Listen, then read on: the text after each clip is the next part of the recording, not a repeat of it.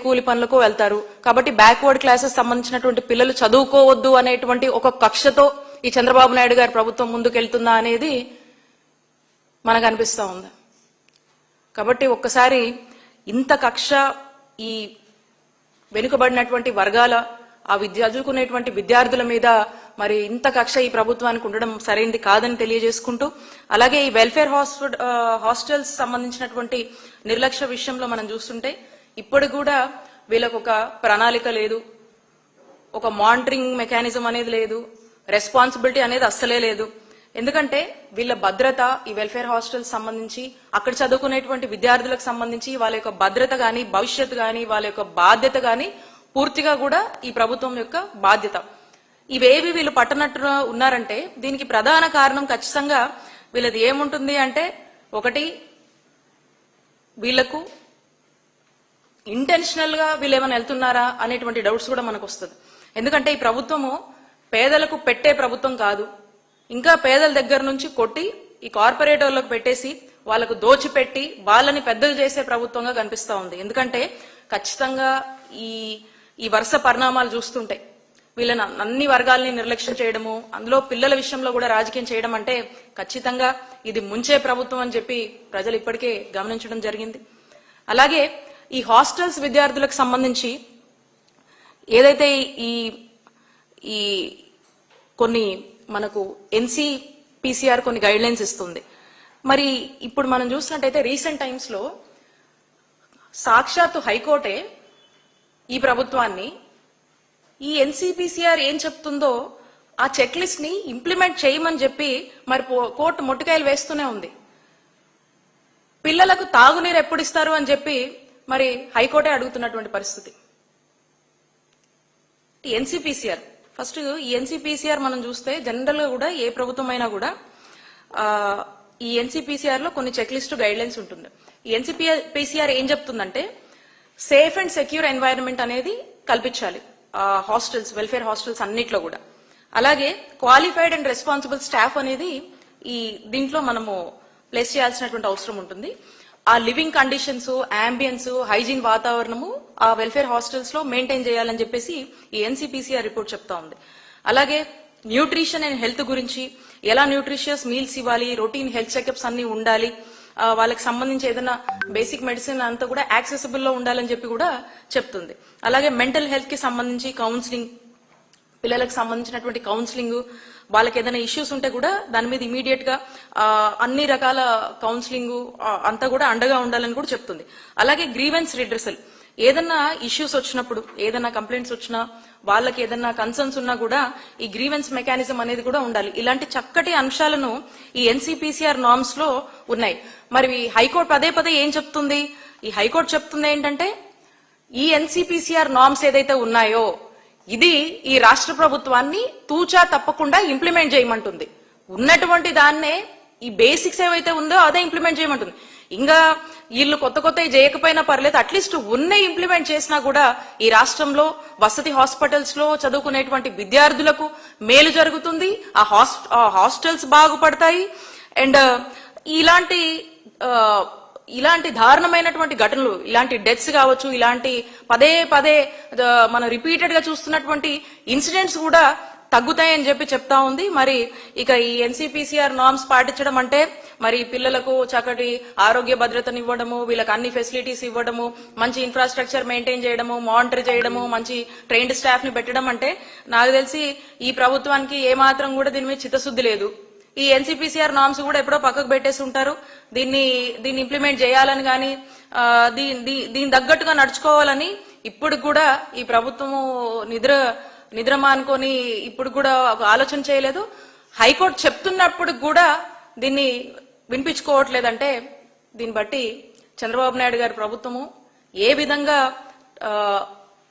పిల్లల పట్ల, ఈ హాస్టల్స్ యొక్క నిర్వహణ పట్ల ఏ విధంగా కేర్లెస్ గా ఉందో స్పష్టమవుతా ఉందని తెలియజేస్తున్నాను. అలాగే ఇక వెల్ఫేర్ హాస్టల్స్ వీటి యొక్క పరిస్థితులు మెరుగుపరచడానికి మేము అధికారంలో ఉన్నప్పుడు మా జగనన్న ప్రభుత్వం, మా వైఎస్ఆర్ కాంగ్రెస్ పార్టీ ప్రభుత్వము అన్ని అంశాలని దృష్టిలో పెట్టుకొని ఒక జీవో తీసుకొచ్చింది. అది జీవో నంబర్ 46. ఈ జీవో నంబర్ 46 ఒక చక్కగా ఫీల్డ్ లెవెల్ మానిటరింగ్ కోసము end to end guide lines ని దీంట్లో జతపరిచి ఈ చక్కటి ఒక 5 చక్కటి అంశాలని జతపరుస్తూ ఈ జీవోని తీసుకురావడం జరిగింది.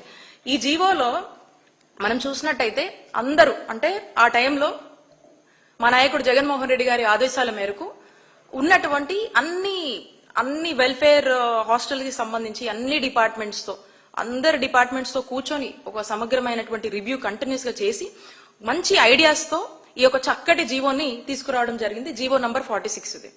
ఇందులో ఒక కాంప్రిహెన్సివ్ ఎస్ఓపి ప్రొసీజర్స్ తీసుకొచ్చి చక్కటి మెయింటెనెన్స్ అండ్ అడ్మినిస్ట్రేషన్ కి సంబంధించి వెల్ఫేర్ హాస్టల్స్ కి సంబంధించి జనరల్ గైడ్ లైన్స్ ని తీసుకురావడము, అలాగే hostel supervisions at various levels అని చెప్పటము, safety and security of students in hostels గురించి, ఫుడ్ సేఫ్టీ గురించి, వాటర్ సేఫ్టీ గురించి, పర్సనల్ హెల్త్ హైజీన్ గురించి అండ్ అలాగే క్రైసిస్ మేనేజ్మెంట్ గురించి కూడా ఇలాంటి గొప్ప అంశాలని ఇందులో ఈ జీవోలో చేర్చి ఈ అన్నిటి మీద కూడా ఒక చక్కటి రివ్యూ చేసి వీటిని ఇంప్లిమెంట్ చేయాలని మరి జీవోని తీసుకురావడం జరిగింది. ఇంతేకాదు ఈ జీవోకి సంబంధించి ఇందులో ఉన్నటువంటి గొప్ప అంశం ఇంకోటి ఏంటంటే ఈ వెల్ఫేర్ హాస్టల్స్ ఎక్కడైతే ఉన్నాయో రాష్ట్ర వ్యాప్తంగా కూడా అన్ని జిల్లాలకు సంబంధించినటువంటి కలెక్టర్లు, జాయింట్ కలెక్టర్లు అందరూ కూడా ప్రతి 15 రోజులకి ఈ వెల్ఫేర్ హాస్టల్స్ విజిట్ చేయాలి, అక్కడ బస చేయాలి, ఫీల్డ్ లెవెల్లో కూడా వాటిని పరిశీలించి అక్కడికక్కడే ఆ సమస్యలు ఏదైనా ఉన్నా, అక్కడ ఇంకేదైనా ఇబ్బందులు ఉన్నా ల్యాబ్సెస్ స్వయంగా వాళ్లే అక్కడికి వెళ్లి తెలుసుకుని మరి వాటి మీద యాక్షన్ తీసుకొని రియాక్ట్ అయ్యి ఆ ఫెసిలిటీస్ అన్ని కూడా మెరుగుపరిచేలాగా మరి మా జగనన్న హయాంలో దీన్ని తీసుకురావడం జరిగింది. మరి ఈ ఆదేశాలు కూడా రాష్ట్ర వ్యాప్తంగా ఇవ్వడం జరిగింది. రాష్ట్ర వ్యాప్తంగా కూడా మా హయాంలో ఇవన్నీ కూడా గొప్పగా ఇంప్లిమెంట్ చేయడం జరిగింది. మీరు చూసినట్టయితే ఈ విధమైనటువంటి డిజాస్టర్స్ ఎప్పుడు ఇంత కేర్లెస్ గా ఈ 19 months లోనే ఇన్ని డెత్స్ చూస్తున్నామంటే ఖచ్చితంగా కూడా చంద్రబాబు నాయుడు గారి కేర్లెస్నెస్ వల్లే ఆయన ప్రభుత్వం యొక్క వైఫల్యమనే చెప్పొచ్చు. సో మా టైంలో ఇలాంటివి జరగకుండా ఉండడానికి అనేక మెజర్స్ తీసుకున్నాము, అవన్నీ కూడా ఇంప్లిమెంట్ చేయడం జరిగింది. అదేవిధంగా అన్ని వెల్ఫేర్ హాస్టల్స్ లో పిల్లలకు సంబంధించినటువంటి భద్రత కోసం, వారి ఆరోగ్య శుభ్రత కోసం తాగునీరు కావచ్చు, వాళ్ళకి సంబంధించినటువంటి బెడ్స్ కావచ్చు, వాళ్ళు స్టే చేసేటువంటి ఉన్నటువంటి వాళ్ళ స్టే చేసేటువంటి రూమ్స్ లో కావచ్చు, ఆ ప్రెమిసెస్ అంతా కూడా చాలా క్లీన్ గా ఉండేటట్టు వాళ్ళు చక్కటి చదువులు చదువుకునే విధంగా కూడా మరి పర్యవేక్షించడము చేయడం జరిగింది. ఈ విధంగా మనం చూసినట్టయితే ఇక వీళ్ళు చంద్రబాబు నాయుడు గారి ప్రభుత్వం వచ్చాక ఈ జీవోని లెక్క చేయట్లేదు, ఈ జీవోని పక్కన పెట్టారు. ఎక్కడ కూడా రాష్ట్ర వ్యాప్తంలో జీవో నంబర్ 46 అమలవుతున్నటువంటి పరిస్థితులు లేవు. ఎక్కడా కూడా ఏ ఆఫీసర్లు గాని వెళ్ళడం గాని ఆ వెల్ఫేర్ హాస్టల్స్ కి వెళ్ళటము, అక్కడ బస చేయడం లాంటివి ఎక్కడా కూడా లేవు. వెళ్ళినా కూడా అక్కడ ఉన్నటువంటి సమస్యల్ని అడ్రస్ చేసే పరిస్థితి లేదు. మినిమం డ్రింకింగ్ వాటర్ లేదని బాధపడుతుంటే కూడా దాన్ని అడ్రస్ చేసే పరిస్థితుల్లో మరి ఈ రోజు చంద్రబాబు నాయుడు గారి ప్రభుత్వం ఉందంటే ఒక్కసారి ఎంత దయనీయమైన దుర్మార్గమైనటువంటి పాలన ఈ రాష్ట్రంలో కొనసాగిస్తున్నారో ప్రజలందరూ కూడా అర్థం చేసుకోవాలని కోరుతా ఉన్నాం. అలాగే డైట్ ఛార్జెస్, ఈ డైట్ ఛార్జెస్ సంబంధించి ఈ డైట్ ఛార్జెస్ గతంలో చంద్రబాబు నాయుడు గారి హయాంలో వాళ్ళు తెలుగుదేశం పార్టీ అధికారంలో ఉన్నప్పుడు చాలా తక్కువ ఉండేవి. ఆ తక్కువ ఉన్నప్పుడు ఏం పెడతారండి పిల్లలకి? చాలా తక్కువ ఉన్నప్పుడు వాళ్ళకి ఎలా గిట్టుబాటు అవుతుంది? అసలు వాళ్ళు ఏం పెట్టగలుగుతారు? పిల్లలకు మంచి ఫుడ్, మంచి మెను ఏమేమి ఇంప్లిమెంట్ చేయగలుగుతారు?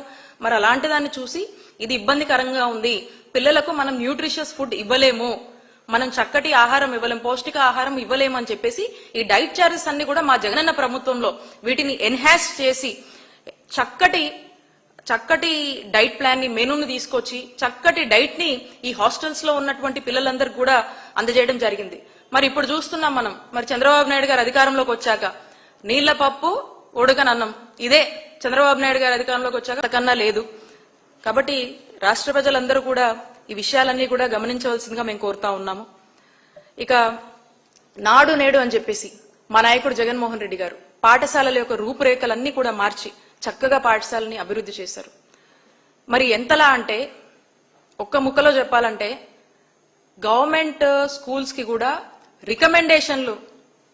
రికమెండేషన్లు చేసే స్థాయికి గవర్నమెంట్ స్కూల్స్ యొక్క స్టాండర్డ్స్ ని తీసుకొచ్చారు. కార్పొరేట్ స్కూల్స్ లాగా తీసుకొచ్చి వాటి యొక్క రూపురేఖల్ని మార్చడము, ఆ క్లాస్ రూమ్ లో అంబియన్స్ అంతా ఒక చక్కటి బ్లాక్ బోర్డ్, మంచి బెంచెస్, పిల్లలకు సంబంధించినటువంటి పిల్లలకు ఆసక్తిగా వాళ్ళ చదువుల మీద ఇంట్రెస్ట్ ఉండాలని చెప్పి ఒక చక్కటి ఆహ్లాదకరమైనటువంటి వాతావరణము, ప్రెమిసెస్ అంతా కూడా ప్లే గ్రౌండ్స్ కావచ్చు, అన్ని అన్ని అన్ని క్లాస్ రూమ్స్ లో కూడా చక్కగా ఫ్యాన్స్, లైట్స్ అన్ని పనిచేసేటట్టు చూసుకొని వాళ్ళకు ఒక మంచి స్కూల్ యూనిఫామ్, గోరుముద్ద అని చెప్పేసి ఒక మంచి మెనూ తీసుకొచ్చి ఆ మెనూ ఖచ్చితంగా ఇంప్లిమెంట్ అయ్యేలాగా అన్ని మెజర్స్ తీసుకొని మరి పిల్లల యొక్క చదువుల్ని ఏ విధంగా ఎంకరేజ్ చేస్తూ విద్యతోనే పిల్లల యొక్క తలరాతలు మారతాయని చెప్పేసి బలంగా నమ్మినటువంటి ముఖ్యమంత్రిగా మా నాయకుడు జగన్మోహన్ రెడ్డి గారు ఏ విధంగా ముందుకు వెళ్లారు.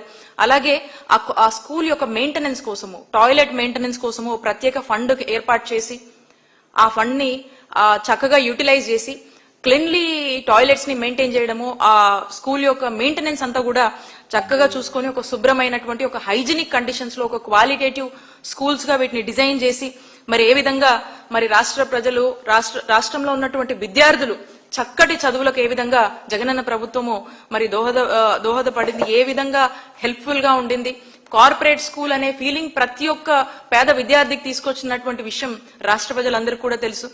మరి ఈ విధంగా మనం చూస్తే అంతేకాదు జగనన్న హయాంలో మరి అంతర్జాతీయ వేదికల మీద కూడా చాలా మంది ఇంగ్లీష్ లో ఫ్లూయెంట్ గా మన విద్యార్థులు అక్కడికి వెళ్లి మాట్లాడినటువంటి పరిస్థితులు, ఎన్నో అప్లాజ్లు వచ్చినటువంటి పరిస్థితులు. అంటే ఆ స్టాండర్డ్స్ కి గవర్నమెంట్ స్కూల్ ఎడ్యుకేషన్ ని మరి జగన్మోహన్ రెడ్డి గారు తీసుకెళ్లినటువంటి వైనం మనం అందరం కూడా చూసాం. మరి ఈ రోజున జగన్మోహన్ రెడ్డి గారు ఇన్ని రిఫార్మ్స్ తీసుకొచ్చినా చంద్రబాబు నాయుడు గారి ప్రభుత్వం ఏ మాత్రం కూడా పట్టించుకోకుండా ఆ ఉన్నటువంటి డైల్యూట్ అవుతూ దాని మెయింటెనెన్స్ గురించి పట్టించుకోకుండా ఈరోజు కేర్లెస్ గా వ్యవహరిస్తున్నారంటే మరి ఇలాంటి కనీసం ఈ రోజున మంచినీళ్లు కూడా ఇవ్వనటువంటి ప్రభుత్వాన్ని ఏమనాలి? చేతగాని ప్రభుత్వం అనాలా? దద్దమ్మ ప్రభుత్వం అనాలా? ఏమనాలి ఈ ప్రభుత్వాన్ని?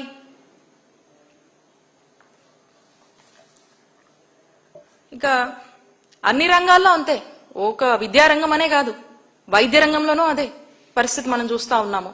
108 వాహనాలు మనం చూస్తా ఉన్నాము. ఈ రోజున 108 వాహనాలు రాష్ట్ర వ్యాప్తంగా కూడా షెడ్లకే పరిమితమైనటువంటి పరిస్థితులు మరుగున పడ్డాయి. ఈరోజు ఎక్కడికక్కడ ఏమాత్రం కూడా పనిచేయనటువంటి పరిస్థితులు. ప్రజల ప్రాణాలని కాపాడాల్సినటువంటి ఈ 108 వాహనాలు సమయానికి రాక ఈరోజు ప్రాణాలు పోయేటువంటి పరిస్థితులు రాష్ట్రంలో నెలకొన్నాయి.